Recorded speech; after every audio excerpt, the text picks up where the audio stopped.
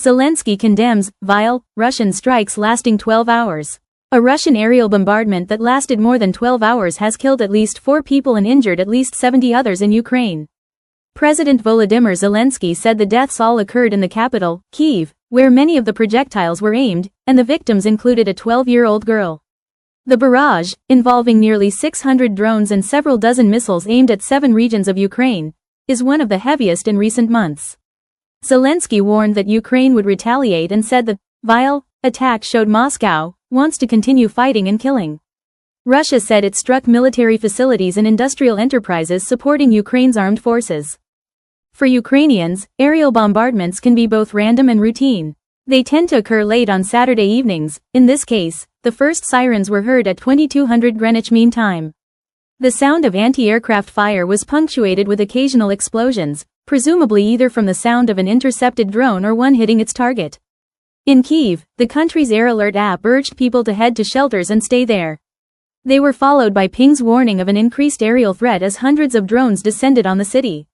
Ukraine's defense minister Igor Klimenko said that at least 100 civilian sites had been damaged across the country by the attack, with entire neighborhoods left in ruins. Emergency services said an attack on Kyiv's Institute of Cardiology had killed a nurse and a patient. A large bakery, an automobile rubber factory, as well as apartment buildings and civilian infrastructure were also targeted, Zelensky said. He added that Zaporizhia, Khmelnytsky, Sumy, Mykolaiv, Chernihiv and Odessa regions were also hit. Zaporizhia's Governor Ivan Fedorov said 34 people had been injured in the region, including 3 children, 2 boys, aged 11 and 12, and a 9-year-old girl. One boy was caught in an explosion while the other had suffered carbon monoxide poisoning, he said. Both are in a serious condition. Sumy's regional governor said a 59-year-old man had died in strikes in the past day. Zelensky vowed that Ukraine will strike back in a bid to force diplomacy from Russia, and said he was counting on a strong reaction from Europe and the US. This dastardly attack took place in fact as the end of the week of the UN General Assembly, and this is how Russia declares its real position, he said. Zelensky reiterated his support of US President Donald Trump's threat of harsher sanctions on Russia, as well as his call for European allies to curb their Russian oil and gas imports. Trump has recently shifted his position on the war, saying for the first time last week that he thought Ukraine could retake the land it had lost from Moscow as the Russian economy flagged under the strain of a prolonged war. The US president has so far desisted from imposing further sanctions on Russia, but has appeared increasingly frustrated with the lack of eagerness from the Kremlin to begin peace talks. Zelensky said on Saturday that Russia would not stop its aggression with Ukraine, which is why it was testing European air defenses with the recent incursions in several countries belonging to the NATO military alliance. Meanwhile, jets were scrambled in neighboring Poland early on Sunday as Russia hit western Ukraine, the nation's armed forces said. The Polish military described the actions, which have become routine since Polish and NATO aircraft shot down 3 Russian drones in Poland's airspace on the 10th of September, as preventative. Denmark's defense ministry confirmed on Sunday that it had observed drones over military sites for a second night in a row. NATO has now said it will upgrade its mission in the Baltic Sea in response, including enhanced surveillance and stationing at least 1 air defense frigate there. It follows a series of incidents in which drones appeared over Danish airports, causing disruption to air traffic. Danish officials said they had no evidence to suggest Russian involvement in what they described as a concerted attack, while Moscow denied responsibility. Along with Poland, Estonia and Romania have also accused Russia of violating their airspace, prompting a renewed NATO to bolster the alliance's eastern flank. Trump has gone as far as to say that NATO nations should shoot down Russian planes in their airspace.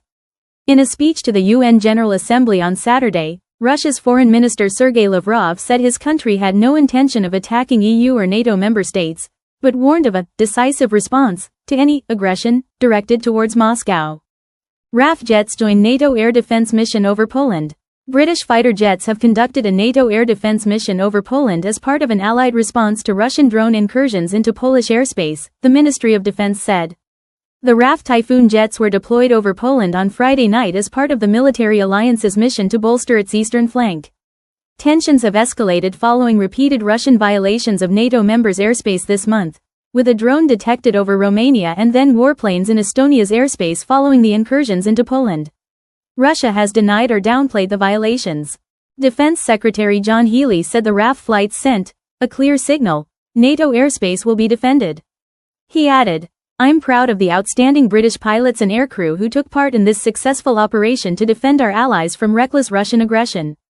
2 fighter jets took off from RAF Coningsby in Lincolnshire on Friday night to patrol Poland's skies, supported by an RAF Voyager air-to-air refueling aircraft, before returning to the UK early on Saturday, the MOD said.